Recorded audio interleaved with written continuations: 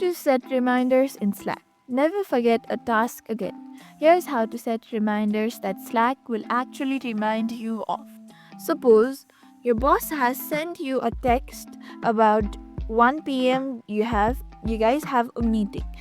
So simply tap on the message and there go to a channel, then simply go to the pinned message, and here you can see tomorrow meeting at 1 p.m. So hold on it, and there you can see the reminder option. So simply tap on it. There you can see in 30 minutes, in 1 hour, tomorrow at 9, or custom.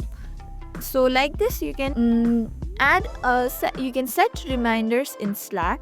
Simply tap 1 hour. After 1 hour, you'll get notification about a meeting. Likewise, you can see activities, mentions, or threads.